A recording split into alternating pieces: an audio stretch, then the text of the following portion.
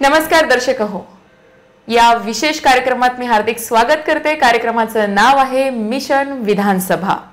महाराष्ट्र काँग्रेस कमिटीचे प्रदेश प्रवक्ते, युवक काँग्रेसचे महासचिव, प्रदेश काँग्रेस कमिटीचे मीडिया पॅनलिस्ट, संभाजी ब्रिगेडचे माजी संघटक व निरीक्षक, संपूर्ण राज्यात कार्यकर्त्यांचा प्रचंड पाठिंबा असलेले व संघटनात्मक युवक काँग्रेसच्या निवडणुकांमध्ये 202 पैकी महाराष्ट्रातील जे 14 युवक प्रचंड मताधिक्याने निवडून आले होते, त्यामध्ये 7व्या क्रमांकाची मते घेणारे महासचिव।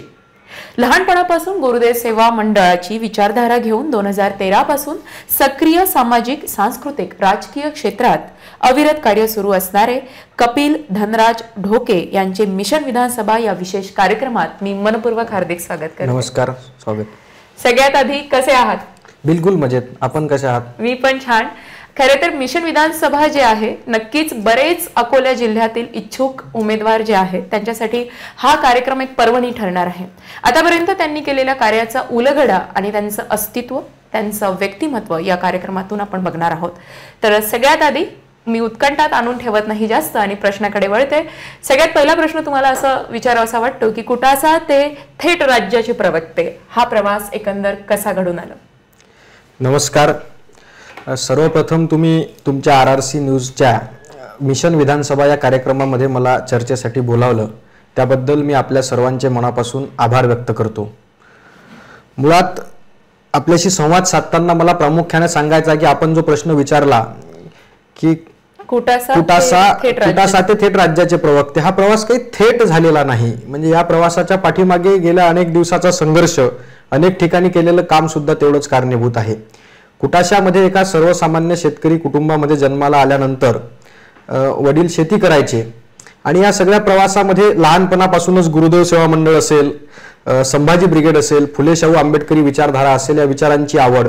3ऱ्या वर्गात असताना मला आठवते की प्रजासत्ताक दिनाच्या कार्यक्रमामध्ये पहिलं भाषण मी त्या ठिकाणी दिलं होतं आणि मग नंतर मी भाषण कुठे केलं असेल तर सामुदायिक प्रार्थनेमध्ये प्रार्थनेच्या महत्त्वावर चिंतन करणारं जे भाषण असते, 5 मिनिटासाठी बोलायला मिळत असते, ते भाषण मी पहिल्यांदा केलं आणि मग वक्तृत्वाची आवड जोपासत, फुले शाहू आंबेडकरी विचारांची आवड जोपासत, गुरुदेव सेवा मंडळाचे जे काही एक सर्वधर्म समभावाचे विचार आहेत त्या विचारांची आवड जोपासत मी आधी संभाजी ब्रिगेडचा जिल्ह्याचा प्रवक्ता, नंतर संभाजी ब्रिगेडचा राज्याचा प्रवक्ता, संभाजी ब्रिगेडचा राज्याचा संघटक आणि 2 ऑक्टोबर 2019ला काँग्रेस पक्षामध्ये प्रवेश करत युवक काँग्रेसचा राज्याचा प्रवक्ता, असा हा प्रवास। आणि त्यानंतर मग 2022 मध्ये आमची निवडणूक झाली, त्या निवडणुकीमध्ये मी महासचिव म्हणून निवडून आलो आणि 2023 मध्ये प्रदेश काँग्रेस कमिटीचा प्रवक्ता म्हणून आमचे सन्माननीय अतुल लोंढेजी यांनी नाना पटोले साहेबांच्या आणि त्यांच्या कमिटीमध्ये मला स्थान दिलं। असा हा एक टप्प्याटप्प्याने करत आलेला प्रवास, कुटाशापासून तर प्रदेश प्रवक्ता राज्यापर्यंतचा हा माझा प्रवास आहे। आणि जसे की तुम्ही बोलताना सांगितले की गुरुदेव मंडळाचा प्रभाव मात्र तुमच्यावर आहे, तर गुरुदेव सेवा मंडळाचा तुमच्या आयुष्यात कसा बदल झालेला आहे त्या मंडळामुळे आणि काय योगदान राहिलेलं आहे? म्हणजे निश्चितच गुरुदेव सेवा मंडळ एक माणसाच्या जीवनात आमूलाग्र बदल घडवणारी एक कार्यप्रणाली आहे असं मी निश्चितपणे म्हणेल। त्याचं कारण असं आहे की लहानपणी ज्यावेळी आम्ही 2ऱ्या-3ऱ्या वर्गात होतो, गुरुदेव सेवा मंडळाची प्रार्थना आमच्या गावामध्ये व्हायची आणि त्या प्रार्थनेमध्ये गावातली सगळी मुलं संध्याकाळी एकत्र व्हायची। मग प्रार्थनेमध्ये ज्याला चांगलं भजन म्हणता येत असेल त्याच्यासाठी अर्जीपत असायचा, म्हणजे भजन, प्रार्थनेचं भजन। ज्याला चांगली रामधून म्हणता येत असेल त्यासाठी रामधून असायची, ज्याला भाषण करता येत असेल त्यासाठी मधातलं भाषण असायचं। आणि मग गुरुदेव सेवा मंडळात राष्ट्रसंतांचे जे काही सर्वधर्म समभावाचे विचार आहेत त्या विचारांचा प्रभाव पडून नंतर मग गुरुदेव सेवा मंडळाच्या एका पद्धतीनुसार सुसंस्कार शिबिरांचं आयोजन राज्यभरात केलं जातं।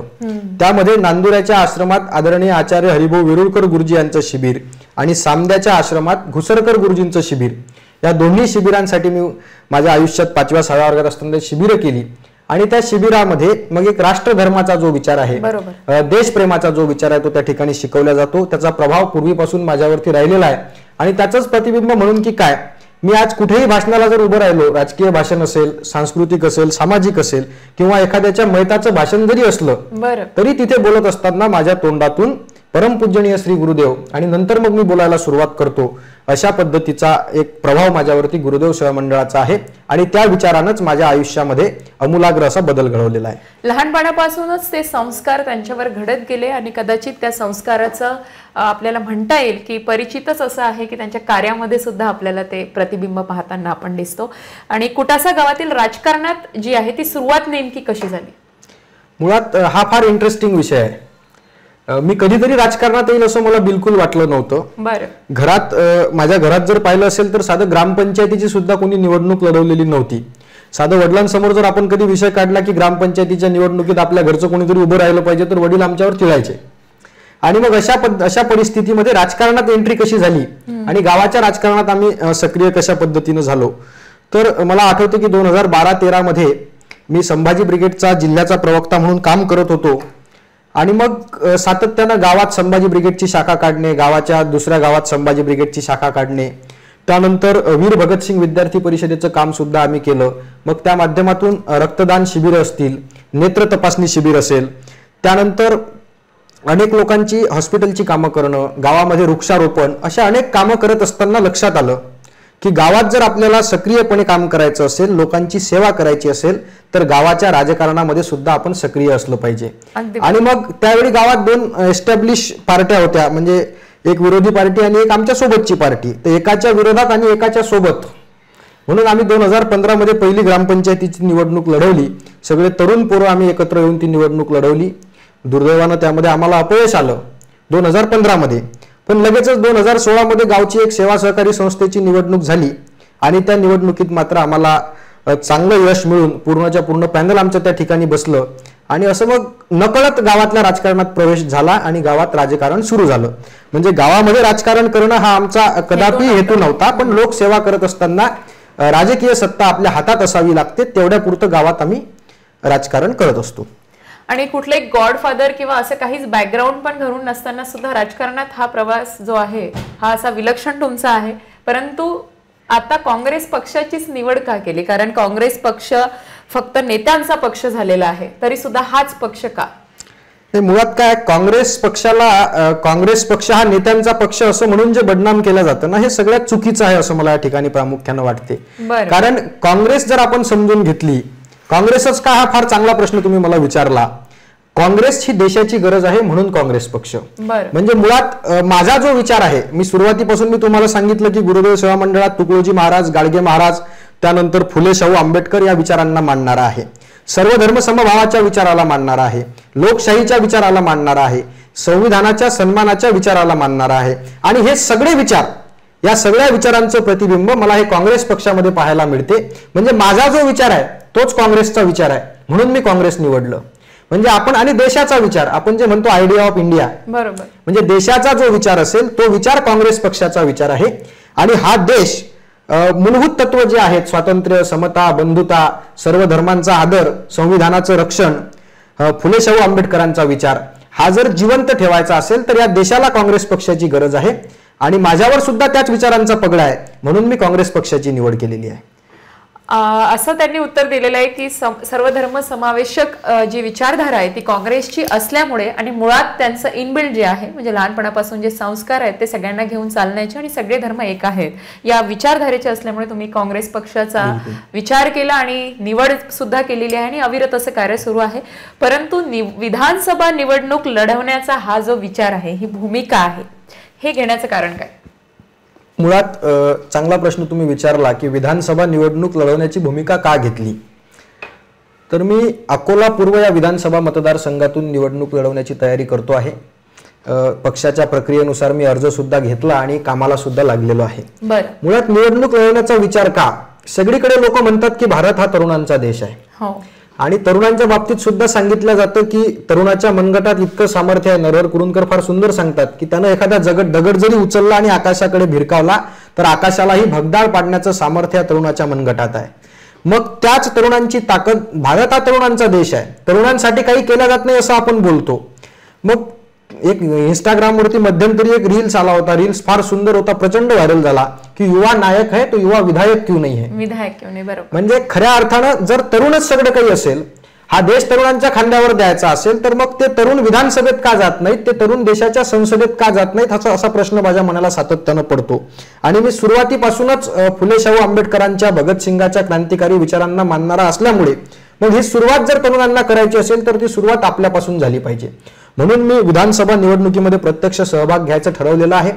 दुसरी गोष्ट, मी पूर्व या विधानसभा, अकोला पूर्व या विधानसभा मतदारसंघातून निवडणूक लढवण्याचं ठरवलेलं आहे. त्याचं मागचं कारण असं की पूर्व हा फार गमतीशीर मतदारसंघ आहे. म्हणजे अगदी पाहिलं असेल आपण तर अकोट तालुक्यातल्या पुंड्यापासून तर इकडे अकोला तालुक्यातल्या चिखलगाव पर्यंत आणि मध्यंतरी अर्धा शहरी आणि अर्धा ग्रामीण अशा पद्धतीचा हा मतदारसंघ आहे. या मतदारसंघाची परिस्थिती जर आपण पाहिली असेल तर गेल्या 10 वर्षापासून या ठिकाणी भारतीय जनता पार्टीचे आमदार आहेत. अकोला पूर्व विकास पर्व अशा पद्धतीची त्यांची टॅगलाईन आहे. मग तो विकास होतो कोणाचा हा सुद्धा प्रश्न त्या लोकप्रतिनिधींना माझा आहे, जे नेतृत्व करतात त्यांना आहे. तो विकास त्यांचाच होतो की जे लोक आमदारांची हुजरेगिरी करतात, जे लोक त्यांच्या पाठीमागे फिरतात. म्हणजे मुळात स्टँडर्ड राजकारणाची व्याख्या करत असताना निवडून आलेला आमदार, निवडून आलेला लोकप्रतिनिधी हा त्याच्या विरोधात लढलेल्या उमेदवाराचा सुद्धा प्रतिनिधी असतो. बरोबर. काम करताना त्यानं ते सौजन्य दाखवलं पाहिजे की मी या मतदारसंघातल्या 3.25 लाख लोकांचा प्रतिनिधी आहे. पण सध्या जर या अकोला पूर्व मतदारसंघाचे आमदार आपण पाहिलं तर ते फक्त आणि फक्त स्वतःच्या कार्यकर्त्यांचे आमदार आहेत का अशा पद्धतीनं वागतात. जे लोक त्यांच्या विरोधात किंवा त्यांच्या मनासारखं वागत नाहीत त्यांच्याशी ते आकसानं वागताना आपल्याला दिसतात. आणि म्हणून सर्वसामान्य जनतेची सेवा झाली पाहिजे. आणि पूर्व मतदारसंघामध्ये विद्यमान आमदारांची जी काही दहशत आहे, जो काही त्यांचा एक आकस असणारा स्वभाव आहे, ही दहशत मोडून काढायसाठी मी पूर्व या मतदारसंघाची निवड केली. मला सुद्धा माझे अनेक मित्र सांगतात की पूर्व हा मतदारसंघ कठीण नाही वाटत का. मला बिलकुल कठीण वाटत नाही, कारण लोकांची सेवा आणि लोकांची कामं हा विचार डोळ्यासमोर ठेवून जर आपण त्या ठिकाणी तयारी केली तर निश्चितच पूर्वची जनता मला साथ देईल असा मला विश्वास आहे. परंतु चुरशीचा सामना आहे पूर्वमध्ये, पण अशी कधी भीती वाटली नाही? नाही, कधीच बिलकुल भीती वाटली नाही. कारण राजकारण ज्या पद्धतीनं व्हायला पाहिजे त्या पद्धतीचं राजकारण विद्यमान आमदारांकडून होताना दिसत नाही. आणि मी नेहमी तत्वाच्या राजकारणावर, एका स्टँडर्ड राजकारणावर विश्वास ठेवणारा माणूस आहे. सामना कितीही चुरशीचा असला तरी सर्वसामान्य जनतेच्या बळावर आणि काँग्रेस पक्षाच्या विचारांच्या बळावर हा सामना मी नक्कीच जिंकेल असा मला विश्वास आहे. असा त्यांना विश्वास आहे आणि अतिशय प्रेरणादायी ही खरं तर मुलाखत आहे. विधानसभेच्या दृष्टीने काय तयारी सुरू आहे? विधानसभेच्या दृष्टीने तयारी करत असताना स्पेसिफिकली काही निवडणूक लागली म्हणून तयारी सुरू केली असं बिलकुल नाही. लहानपणापासूनच लोकांची कामं करणं हा माझा स्वभाव आहे. आणि मग लोकांची कामं करत असताना अनेक प्रकारची कामं असतात. सर्वसामान्य जनतेची फार छोटी छोटी कामं आहे. कोणाचं दवाखान्याचं काम असतं, कोणाचं हॉस्पिटलचं काम असतं, शाळा कॉलेजच्या ॲडमिशनचं काम असतं किंवा एखाद्या वेळी पोलीस स्टेशनचं काम असतं. ही कामं सातत्यानं, म्हणजे मी नेहमी कामावर विश्वास ठेवणारा माणूस म्हणून माझी स्वतःचीच प्रतिमा माझ्या मनामध्ये आहे. आणि मग ज्या वेळी मी लोकांची फोन येतात त्यावेळी लोकांना मदत करतो. त्यानंतर आता स्पेसिफिकली निवडणूक लागते आहे आणि मग निवडणुकीच्या दृष्टीनं गावागावामध्ये माझे जे काही सहकारी आहेत, मला नाही वाटत की या पूर्व मतदारसंघातल्या कुठल्याही गावात माझे सहकारी नसतील. म्हणून प्रत्येक सहकाऱ्यांपर्यंत मी पोहोचतो आहे, त्यांच्या भावना जाणून घेतोय, त्यांना निवडणुकीसाठी प्रिपेअर करतोय आणि चांगल्या पद्धतीचा प्रतिसाद जास्तीत जास्त लोकांना भेटण्याचा रोज माझा संकल्प असतो. ते मी नित्यनेमानं करतो आहे. निवडणुकीपर्यंत सगळा मतदारसंघ फिरून झालेला असेल आणि चांगल्या पद्धतीचा प्रतिसाद मला लोकांचा मिळतो आहे. विधानसभेच्या दृष्टीने जी तयारी करायची असते ती फक्त विधानसभा येते म्हणून कपिल सर करत नाही आहेत, तर त्यांनी लहानपणापासून त्यांची जी जडणघडण झाली, म्हणजे सामान्य जनतेची छोटी छोटी जी कामं असतात ती करत आलेली आहेत आणि हा प्रवास असा सुरू आहे. ही चर्चा जी आहे अशी सुरू राहणार आहे. परंतु तत्पूर्वी घेऊया एक छोटीशी विश्रांती. बघत रहा मिशन विधानसभा. देशातील आणि महाराष्ट्रातील ताज्या घडामोडींसह अकोला, वाशिम, बुलढाणा आणि यवतमाळ जिल्ह्यातील स्थानिक बातम्यांसह व्यावसायिक, गृहिणी, तरुण, तरुणाई सर्वांच्या पसंतीचे, आपल्या हक्काचे एकमेव सायं दैनिक सिटी न्यूज सुपरफास्ट. सामान्यांच्या प्रश्नांना शासन दरबारी मांडणारे, शेतकऱ्यांना न्याय देण्यासाठी वचनबद्ध असणारे, ग्रामीण प्रश्न असो वा महानगरातील प्रश्न, राजकीय असो वा सामाजिक, क्रीडा विश्व असो की कृषी, प्रत्येक बातमीचं सडेतोड विश्लेषण. नियमित वाचा. आपल्या परिसरातील घडामोडी निर्भीड आणि निष्पक्ष असे दैनिक सिटी न्यूज सुपरफास्ट. नमस्कार दर्शक हो, विश्रांतीनंतर पुन्हा एकदा स्वागत करते या विशेष कार्यक्रमात मिशन विधानसभा. माझी चर्चा कपिलजी डोके यांच्यासोबत सुरू आहे आणि चर्चा फार रंगतदार सुरू आहे. आणि वळूया आता पुढच्या प्रश्नाकडे. सगळ्यात आधी मला असं विचारावंसं वाटेल या दुसऱ्या टप्प्यात की महाविकास आघाडी अकोला पूर्व काँग्रेसला सुटणार का नाही? सुटलं तर काय परिस्थिती असेल? महाविकास आघाडीचा जो प्रयोग आहे तो आपण पाहिला असेल की गेल्या 2.5 वर्ष अगोदर 5 वर्ष अगोदर आता म्हणता येईल, म्हणजे 2.5 वर्ष सरकारमध्ये आणि 2.5 वर्ष विरोधामध्ये आदरणीय शरद पवार साहेबांच्या, सोनिया गांधींच्या आणि उद्धव ठाकरे साहेबांच्या नेतृत्वामध्ये महाविकास आघाडीचा प्रयोग राज्यामध्ये किमान समान कार्यक्रमावरती सुरू करण्यात आला. आणि महाविकास आघाडीमध्ये या तीनही पक्षांनी एकत्रितपणे 2.5 वर्ष फार चांगल्या पद्धतीनं महाराष्ट्राचं सरकार चालवलं. तदनंतर महाराष्ट्रात काय झालं आपल्या सर्वांना माहिती आहे की महाविकास आघाडी अभेद्य आहे, महाविकास आघाडी तुटत नाही. म्हणजे उद्धव ठाकरेंना शरद पवारांपासून वेगळं करता येत नाही किंवा या दोघांनाही काँग्रेसपासून वेगळं करता येत नाही हे समजल्यानंतर म्हणजे गद्दारीचा कार्यक्रम आपल्या राज्यामध्ये सुरू झालेला आपण पाहिलं. आणि मग सगळ्या केंद्रीय यंत्रणांचा, तपास यंत्रणांचा वापर करून एकनाथ शिंदेंना उद्धव ठाकरेंपासून वेगळं करणं असेल किंवा अजित पवारांना शरद पवारांपासून वेगळं करणं असेल, अशा पद्धतीचे प्रयोग राज्यामध्ये झाले. आणि हे झाल्यानंतर सुद्धा लोकसभेच्या निवडणुकीत महाविकास आघाडीला अभूतपूर्व यश मिळालं.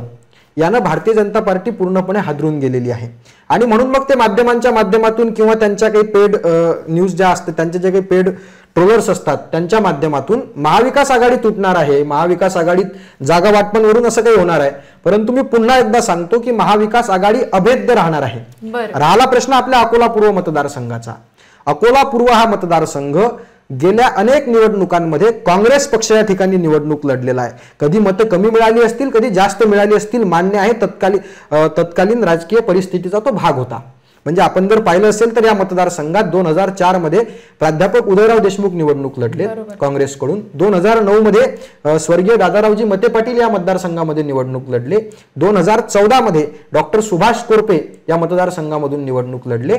आणि 2019 मध्ये विवेक पारसकर या मतदारसंघामधून निवडणूक लढले. म्हणजे गेल्या अनेक निवडणुका काँग्रेस पक्ष या ठिकाणी लढते आहे. मग याही वेळी अकोला पूर्व हा मतदारसंघ काँग्रेसकडेच राहावा अशा पद्धतीची विनंती आम्ही आमचे प्रांताध्यक्ष सन्माननीय नानाभाऊ पटोले आणि काँग्रेस पक्षाच्या सर्व वरिष्ठ नेतृत्वाकडे केलेली आहे. तो राहील असा आमचा विश्वास आहे. राहिला प्रश्न महाविकास आघाडीचा. महाविकास आघाडीच्या जागा वाटपांची चर्चा ही मुंबईमध्ये किंबहुना कधी कधी दिल्लीमध्ये होत असते. आणि मग त्या ठिकाणी जर हा मतदारसंघ आमच्याच मित्रपक्षाकडे शिवसेना किंवा राष्ट्रवादी यांच्याकडे जर अदाकदाचित गेला तर आम्ही महाविकास आघाडी म्हणून भक्कमपणे त्यांच्या पाठीशी उभा राहू. आणि नेहमीप्रमाणे जर तो काँग्रेसकडेच राहिला तर महाविकास आघाडीमधले आमचे जे काही मित्र पक्ष आहेत त्यामध्ये शिवसेना आहे उद्धव ठाकरेंची, शरद पवारांची राष्ट्रवादी आहे, हे पक्ष सुद्धा आमच्या सोबत राहतील, खंबीरपणे काम करतील. परंतु या मतदारसंघात महाविकास आघाडीचे तिन्ही पक्ष एकत्रितपणे हे निवडणूक लढतील एवढं मात्र निश्चित. आताच तुम्ही नाना पटोले यांचा उल्लेख केला आहे, परंतु नाना पटोले नेहमी एकला चलोरेची भूमिका घेतली जाते, त्यांची नेहमी असतात आणि त्यांनी विधानसभेतही हीच भूमिका घेतली तर काय परिस्थिती असेल? नाही, निश्चितच नानाभाऊ पटोले यांनी काँग्रेस पक्षाला एक नवसंजीवनी देण्याचं काम केलेलं आहे. आपण जर पाहिलं असेल तर विदर्भातल्या भंडारा गोंदिया जिल्ह्यातून आलेला एक आमदार, म्हणजे ज्यावेळी नानाभाऊ पटोलेंचा संघर्ष जर आपण पाहिला असेल, निश्चितच ते आधी आमदार होते, शेतकऱ्यांच्या प्रश्नांवर राजीनामा दिला, नंतर खासदार झाले, नरेंद्र मोदींशी बोलताना शेतकऱ्यांच्या प्रश्नांवर नरेंद्र मोदींच्या तोंडावर राजीनामा फेकणारा माणूस म्हणून नानाभाऊ पटोलेंची ओळख संपूर्ण राज्याला आहे. मग अशा परिस्थितीमध्ये हे नेतृत्वच एक वेगळं आहे की जे काही करायचं आहे ते 100% करायचं आहे. लोकसभेच्या निवडणुकीत सुद्धा अनेक लोक महाविकास आघाडी नानाभाऊंमुळे तुटेल अशा पद्धतीचं बोलत होते, पण त्यांनी महाविकास आघाडी एकत्र ठेवून काँग्रेस पक्षाला जे अभूतपूर्व यश मिळवून दिलं, म्हणजे त्यांच्या काळामधलं यश जर आपण पाहिलं असेल तर 2019च्या निवडणुकीत काँग्रेस पक्षाचा 1 खासदार निवडून आला होता. आणि 2024 मध्ये नानाभाऊंच्या आणि सर्व वरिष्ठ वरिष्ठांच्या नेतृत्वामध्ये 13 खासदार काँग्रेस पक्षाचे निवडून आले. आणि लोकसभेच्या निवडणुकीत देशातला राज्यातला सगळ्यात मोठा पक्ष जर कुठला असेल तर तो काँग्रेस पक्ष ठरला. मग या सगळ्या परिस्थितीत पक्षाचा अध्यक्ष म्हणून जर महाविकास आघाडीमध्ये येऊ नयेत, येणार सुद्धा नाहीत, जर काही क्रॅशेस निर्माण झाले, काही मतभेद झाले आणि 2014 सारखी जर एखाद्या वेळी निवडणूक सगळ्या युत्या आघाड्या तुटायची वेळ आली तर आपली सर्व जागांवरती तयारी पाहिजे, म्हणून नानाभाऊ सातत्यानं तयारी करण्याची भूमिका घेतात. एकला चलोरेची भूमिका ते घेत नाहीत, परंतु तयारी आमची सर्व जागांवर आहे, अध्यक्ष म्हणून ते त्यांचं काम आहे असं ते सातत्यानं दाखवत असतात. याही वेळी महाविकास आघाडी एकत्र राहावी यासाठी नानाभाऊ शेवटच्या क्षणापर्यंत प्रयत्न करतील असा माझा विश्वास आहे. तुम्ही महाराष्ट्राचा उल्लेख केलाय की महाराष्ट्रामध्ये तब्बल 14 खासदार काँग्रेसचे आलेले आहेत आणि महाराष्ट्र राज्यात काँग्रेसची तगडी भूमिका झालेली आहे. परंतु इतर राज्याचं काय? आता लोक म्हणतात की काँग्रेस ही गावागावात संपत चालली आहे, सेवादल सुद्धा संपलं आहे, तर याविषयी काय सांगाल? निश्चितच मध्यंतरीचा काळ जो होता, म्हणजे आपण जर पाहिलं असेल 2014 मध्ये विविध प्रकारची आश्वासनं देत नरेंद्र मोदींच्या नेतृत्वाखालील सरकार सत्तेवरती आलं. आणि मी पुन्हा एकदा कॅमेऱ्यासमोर जाणीवपूर्वक सांगतो की 2014च्या निवडणुकीत दिलेल्या आश्वासनांपैकी एकही आश्वासन नरेंद्र मोदींच्या नेतृत्वाखालील सरकारनं पूर्ण केलेलं नाही. त्याचाच फटका त्यांना आता बसलेला आपल्याला दिसतोय. अबकी बार 400 पार या कॉन्फिडन्सनं निवडणूक लढवायला निघालेल्या मोदींचं आपण जर पाहिलं असेल तर आता 2014ला मोदी सरकार, 2019ला मोदी सरकार, पण आता ते मोदी सरकारचा प्रवास NDA सरकारवर येऊन थांबलेला आहे. आता नरेंद्र मोदी किंवा अमित शहा कधीही मोदी सरकार म्हणण्याची हिंमत करणार नाहीत. मग हा बदल कोणी घडवला? तर हा बदल निश्चितच गावात खेड्यापाड्यात असलेल्या काँग्रेसच्या कार्यकर्त्यांनी, निष्ठावान कार्यकर्त्यांनी घडवलेला बदल आहे. आपण जर पाहिलं असेल, ठीक आहे, मधातला काळ हा संक्रमणाचा काळ होता, कारण 2014 मध्ये तितक्या ताकदीची आमिष होती, 15-15 लाखाचं आमिष होतं. काँग्रेससाठी संक्रमणाचा काळ होता. दुर्दैवानं काँग्रेसने ज्या लोकांना मोठं केलं, सर्व गोष्टी दिल्या, ते लोक सुद्धा केंद्रीय यंत्रणांच्या दबावाखाली बळी पडून त्यांनी भारतीय जनता पार्टीमध्ये जाण्याचा मार्ग स्वीकारला. पण आदरणीय आमचे नेते राहुलजी गांधी यांनी जे 2 टप्प्यामधली भारत जोडो यात्रा केली, म्हणजे 6500 किलोमीटर हा देश ते फिरलेत, आणि हा देश फिरल्यानंतर त्यांनी जो एक सर्वसामान्य काँग्रेसच्या कार्यकर्त्यांमध्ये विश्वास जागृत केला की नाही, काहीतरी होऊ शकते आणि आपणच करू शकतो, ते या लोकसभेच्या निवडणुकीमध्ये दिसलं. निश्चितच काँग्रेस पुन्हा एकदा नव्या दमानं उभारी घेते आहे, ती आणखी चांगल्या पद्धतीनं घेईल आणि येणारा काळ हा काँग्रेस पक्षाचा सुवर्ण काळ असेल असा मला विश्वास आहे. येणारा काळ हा काँग्रेस पक्षाचा सुवर्ण काळ असेल असा विश्वास त्यांनी वर्तवला आहे. परंतु या विधानसभा निवडणुकीत जर वंचित फॅक्टर असेल तर काय भूमिका असेल वंचित फॅक्टरची? असं काय? मुळात वंचित फॅक्टर हा फार आता गमतीशीर विषय झालेला आहे. आपण जर पाहिलं असेल तर आदरणीय प्रकाश आंबेडकर साहेब यांच्याबद्दल आम्हाला कायम आदर आहे, कारण ते बाबासाहेबांचे वंशज आहेत आणि बाबासाहेबांचा नातू म्हणून संपूर्ण देशाला त्यांच्याबद्दल प्रचंड आदर आहे. पण सातत्यानं मी बाळासाहेबांना ज्या वेळी भेटतो किंवा त्यांना एखाद्या वेळी वाढदिवसाला शुभेच्छा देण्याचा प्रसंग येतो, त्यांना मी आवर्जून सांगत असतो की आदरणीय बाळासाहेब, तुम्ही खऱ्या अर्थानं बाबासाहेबांचे नातू म्हणून आमच्यासाठी आदर्श आहात, पण आगामी काळामध्ये तुमच्या भूमिकेचा भारतीय जनता पार्टीला फायदा होणार नाही याची आपण काळजी घ्याल, या अशा सदिच्छा मी त्यांना नेहमी देत असतो. परंतु आपण जर पाहिलं असेल की 2014 मध्ये त्यांचा मला वाटतं त्यावेळी भारिप बहुजन महासंघ होता आणि एकूण म्हणजे 2009 मध्ये त्यांचे 2 आमदार होते, 2014 मध्ये त्यांचा 1 आमदार निवडून आला. आपण जर पाहिलं असेल तर अकोला पूर्व आणि बाळापूर 14 मध्ये होते, 9 मध्ये होते, 14 मध्ये फक्त बाळापूरचे एक सिरस्कार नावाचे त्यांचे आमदार होते आणि 2019 मध्ये बाळासाहेबांकडे एकही आमदार राज्यामध्ये शिल्लक राहिलेला नाही. मग 2019ला ज्या ताकदीनं वंचित बहुजन आघाडीचा प्रयोग केला त्याचा प्रचंड फटका काँग्रेस पक्षाला बसला. लोकांच्या लक्षात आलं की बाळासाहेबांची भूमिका ही भारतीय जनता पार्टीसाठी पोषक आहे, यामध्ये लोकशाहीला मानणाऱ्या विचारांचं नुकसान होते आहे. त्याचाच परिणाम म्हणून जर आपण पाहिलं असेल तर 2024च्या निवडणुकीमध्ये लोकसभेच्या बाळासाहेबांची स्वतःची सुद्धा मतं कमी झाली. म्हणजे मागच्या वेळी बाळासाहेबांना 2,78,000 मतं होती, ती यावेळी 2,74,000वरती आलेली आहेत. आणि देशामध्ये सुद्धा म्हणजे राज्यामध्ये सुद्धा वंचित बहुजन आघाडीच्या उमेदवारांना पडलेली मतं अत्यंत थोडकी आहेत. कुठल्याही जागेवरती त्यांचा इम्पॅक्ट होऊ शकलेला नाही. त्यामुळे वंचित फॅक्टरचा निश्चितच परिणाम होणार नाही, कारण बाबासाहेबांच्या विचारांना मानणारा जो वर्ग बाळासाहेबांच्या पाठीशी आहे त्यांचा सुद्धा आता बाळासाहेबांच्या भूमिकेबद्दल शंका त्यांची वाढते आहे. ते साशंक आहेत की बाळासाहेब सातत्यानं भाजपला मदत होईल अशा पद्धतीची भूमिका का घेतात, हा प्रश्न त्यांच्या मनामध्ये आहे. आणि म्हणून ते लोक आता त्यांच्या भूमिकेला बळी न पडता काँग्रेस आणि महाविकास आघाडीच्या पाठीशी उभं राहण्याची जाहीरपणे भूमिका घेताना आपल्याला दिसतात. या चॅनलच्या माध्यमातून आणि या मुलाखतीच्या माध्यमातून माझी सुद्धा आदरणीय बाळासाहेबांना विनंती राहील की बाळासाहेब, तुम्ही खऱ्या अर्थानं बाबासाहेबांचे नातू आहात.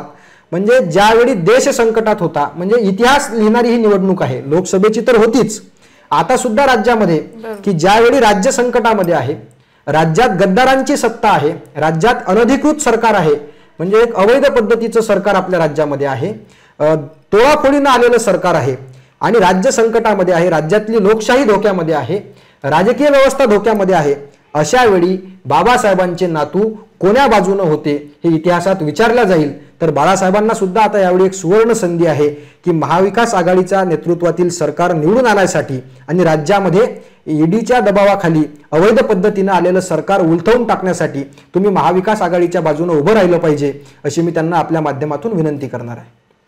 राजकारणात येण्यासाठी बऱ्याच जणांचे काही ध्येय धोरणे असतात आणि तुमचं काय मोठं आहे राजकारणात येण्याचं? मुळात राजकारण हा माझ्या म्हणजे मी तुम्हाला सांगितलं की माझ्या कुटुंबात काही कोणी राजकारणात नव्हतं, परंतु ज्यावेळी महापुरुषांच्या विचारांचा अभ्यास केला आणि लोकांसाठी काही करण्याची वृत्ती मनामध्ये जागृत झाली, त्यावेळी डॉक्टर बाबासाहेब आंबेडकरांचं एक फार सुंदर वाक्य माझ्या मनावर प्रभाव करून गेलं. Political power is the ultimate power.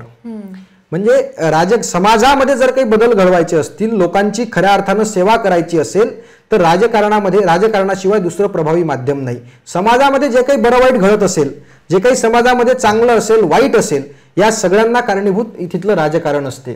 मग आता जर तुम्हाला लोकांची कामं करायची आहेत, लोकांची सेवा करायची आहे, लोकांच्या जीवनात बदल घडवायचा आहे, मग यासाठी जर सगळ्यात चांगलं प्रभावी माध्यम कुठलं आहे तर ते राजकारण आहे. एक विचारवंत फार सुंदर सांगतात की politics is a channel of communication and responsible for human status. म्हणजे राजकारण हे सगळ्या गोष्टींचं माध्यम आहे आणि म्हणून जर मग आपल्यासारख्या तरुणाला काही करायचं असेल तर त्यांनी राजकारणामध्ये आलं पाहिजे आणि राजकारणाच्या माध्यमातून लोकांची सेवा केली पाहिजे. दुसरी गोष्ट, लोकांची कामं करणं, लोकांच्या प्रश्नांवरती लढणं, त्यासाठी लढा देणं, प्रत्येक अडल्या नडल्याचं काम करणं हा माझा मूळ स्वभाव पूर्वीपासून राहिलेला आहे. त्यामुळे हे सगळं करण्यासाठीचं एक प्रभावी माध्यम जर कुठलं असेल तर ते राजकारण आहे असं मी मानतो आणि म्हणून मी राजकारणामध्ये आलेलो आहे. परंतु पुरोगामी असणारे जे काही भाजपचे आहेत ते सुद्धा मांडीला मांडी लावून बसले, त्याविषयी काय तुमचा विचार आहे? फार चांगला इंटरेस्टिंग प्रश्न विचारला की फुले शाहू आंबेडकरांच्या विचारांनी पुरोगामित्वाची कास धरून ज्यांनी स्वतःला मोठं केलं, स्वतःचं व्यक्तिमत्व घडवलं, आज तेच लोक कुठल्या तरी एखाद्या परिषदेच्या आमदारकीच्या तुकड्यावर म्हणा किंवा मग आपला नेता, आपला दादा हा दबावाखाली आहे आणि आपला दादा जो महाविकास आघाडीच्या सरकारमध्ये आपला दादा प्रचंड रुबाब होता, आपल्या दादाचा प्रचंड मोठा एक रुतबा ज्याला आपण म्हणतो अशा पद्धतीचं व्यक्तिमत्व होतं. आज तोच दादा जर फडणवीसांनी लिहून दिलेली किंवा रेशीम बागेतून लिहून आलेली स्क्रिप्ट वाचत भारतीय जनता पार्टीच्या दावणीला बांधून काम करतो आहे आणि आपण सुद्धा त्याच दादाच्या मागे मागे फुले शाहू आंबेडकरांच्या विचारांना तिलांजली देत RSSच्या रेशीम बागेतले विचार स्वीकारत स्वतःला पुरोगामी म्हणत जर आपण भाजपच्या दावणीला बांधून काम करत असू तर अशा व्यक्तिमत्वाची मला कीव करावीशी वाटते. आगामी काळात इतिहास किंवा फुले शाहू आंबेडकरांच्या पुरोगामित्वाचे वारसदार त्यांना माफ करणार नाहीत एवढं मात्र निश्चित. थेट आणि स्पष्ट अशी भूमिका त्यांनी या प्रश्नावर मांडलेली आहे.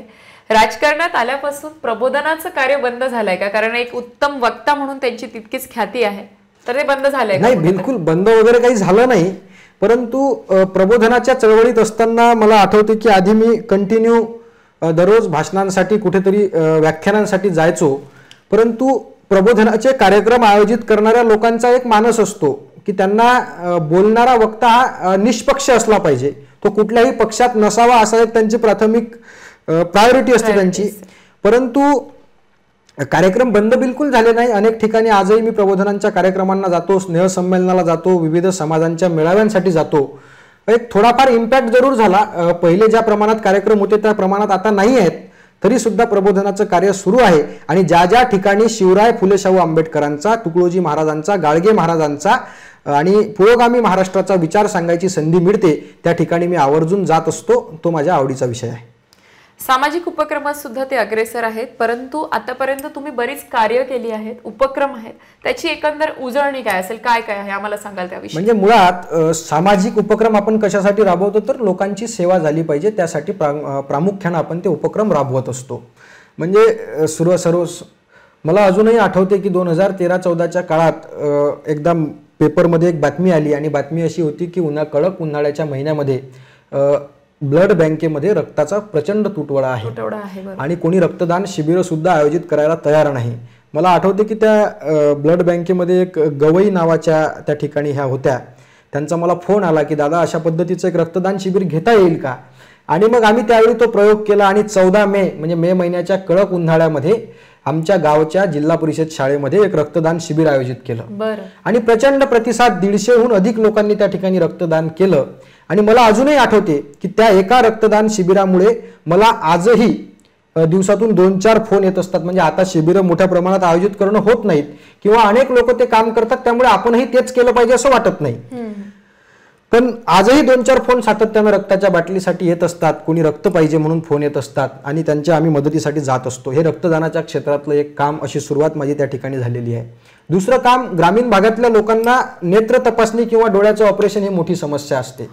मला आठवते की मी माझ्या आयुष्यातला पहिला कॅम्प 2014 मध्ये आमच्या जिल्हा परिषद सर्कलमध्ये एका ठिकाणी घेतला होता.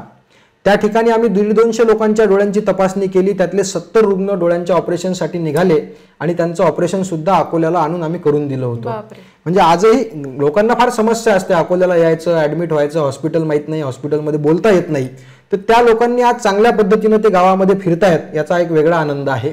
मग अशा अनेक वृक्षारोपणाचे कामं असतील, वक्तृत्व स्पर्धांचं आयोजन असेल, सामान्य ज्ञान स्पर्धांचं आयोजन असेल, शंकरपटाचं आयोजन असेल, अशा विविध स्पर्धांचे आयोजन सुद्धा आम्ही घेत असतो.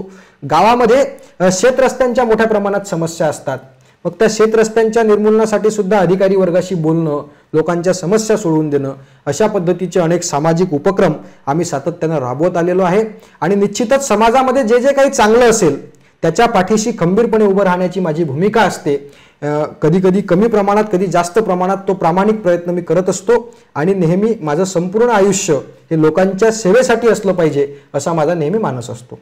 लोकाभिमुख काम करताना नेमकी तुमची भूमिका जी आहे ती नेहमीच अशी ठाम बघायला मिळाली आहे, सामंजस्याची आहे आणि सहकार्याची आहे. परंतु विधानसभेमध्ये यश मिळाल्यानंतर काय असतील धोरणं लोकाभिमुख? विधानसभेचं यश निश्चितच आता हा निवडणुकीनंतरचा पार्ट आहे आणि ते मिळेल अशी मला खात्री सुद्धा आहे. नेहमी म्हणजे माझं जर पाहिलं असेल लहानपणापासून, तर 1-2 अपवाद सोडता मला कधी झुंडशाहीनं अधिकाऱ्याकडे जाणं किंवा लोकांच्या प्रश्नांवरती आंदोलन करत बसणं याची मला कधी गरजच पडली नाही. कारण एक शरद पवार साहेबांचं लोक माझे संगाती नावाचं आत्मचरित्र मी वाचलं आणि त्यामध्ये ते फार सुंदर सांगतात की अधिकारी वर्गाच्या पदाधिकाऱ्याची जनमानसात प्रतिमा निर्माण करण्याचं काम हे अधिकारी करत असतात. म्हणजे अधिकारी कामाची गुरुकिल्ली कोण आहे लोकांच्या समस्या सोडवण्याची, तर निश्चितच अधिकारी आहेत. त्या अधिकाऱ्यांशी तुम्ही सामंजस्यानं, सन्मानानं आणि विषयाचं ज्ञान घेऊन जर बोलत असाल तर निश्चितच लोकांची कामं अत्यंत सुलभ पद्धतीनं होतात. लोक जे उठसूट कधी आंदोलन, मोर्चा, निवेदनं याची मला कधी फार गरज पडली नाही. त्याचं कारण असं की आपण अधिकाऱ्यांशी तितक्या अभ्यासपूर्ण पद्धतीनं विषय मांडला की ते निश्चितच मदत करतात. ठीक आहे, काही अपवाद आहेत, काही अधिकारी कामचुकार असतात, काही अधिकारी याला अपवाद असतात. त्या ठिकाणी त्यांना एक वेगळी स्टाईल सुद्धा आमच्याकडे आहे, त्या पद्धतीनं आम्ही त्यांना ते समजावून सांगतो. ते काही कॅमेऱ्यावर सांगण्यासारखी नाही, पण तरी सुद्धा सामंजस्यानं लोकांचे प्रश्न सोडवण्याची माझी भूमिका आहे. पुढील काळात विधानसभेमध्ये जर यश मिळालं तर निश्चितच त्या पद्धतीचा एक संपूर्ण जिल्ह्यामध्ये ती आदर्श पद्धत असेल, एवढं मात्र निश्चित. संपूर्ण जिल्ह्यामध्ये आदर्श पद्धत राबवण्याची त्यांची इच्छा आहे. नक्कीच विधानसभेमध्ये यश मिळाल्यानंतर अशी त्यांची भूमिका असेल. परंतु एक युवक म्हणून राजकारणामध्ये अनेक युवक युवती आहेत की ज्यांना यायचं असेल किंवा किती संधी आहेत, याविषयी राजकारणात त्यांनी यावं का, तर काय मार्गदर्शन कराल? निश्चितच चांगला प्रश्न तुम्ही विचारला. युवकांनी राजकारणात यावं का, तर निश्चितच आलं पाहिजे. माझी त्या सगळ्या युवकांना विनंती आहे की राजकारण हे पूर्ण वेळ करिअर आहे आणि युवकांनी राजकारणामध्ये, मी मगाशी सांगितलं तुम्हाला की एक रील्स फार सुंदर होता, युवा नायक है तो युवा विधायक क्यों नाही. म्हणजे सगळ्या गोष्टी तरुणांनी केल्या पाहिजे. घरातलं काम कोणी केलं पाहिजे, तरुणांनी केलं पाहिजे. घरात काही आणायचं असेल कोणी आणलं पाहिजे, तरुणांनी आणलं पाहिजे. गावात काही करायचं असेल, आपण जर भेटलो, एखाद्या पारावरचा आजोबा सांगतात आता तुम्ही तरुण पोरांनी केलं पाहिजे गड्या काहीतरी, सगळं तरुणांनी केलं पाहिजे. मग प्रत्यक्ष निवडणुकीचा विचार येतो, त्यावेळी तरुण का मागे राहतात असा प्रश्न माझ्या मनाला सातत्यानं पडत असतो. राजकारण हे फार चांगलं एक क्षेत्र आहे, त्या ठिकाणी तरुणांनी आलं पाहिजे. बरं, राजकारणामध्ये प्रत्येकानं निवडणुकीचंच राजकारण करायचं का? बिलकुल नाही. राजकारणात तरुणांना अनेक प्रकारच्या संधी आहेत. म्हणजे आपण जर पाहिलं असेल तर एखाद्या पक्षाच्या कार्यालयाचा इन्चार्ज होण्यापासून सोशल मीडियाच्या वॉर रूम आहेत, गाव पातळीवरची प्रचार यंत्रणा आहे, अशा अनेक गोष्टी राजकारणामध्ये करू शकतो.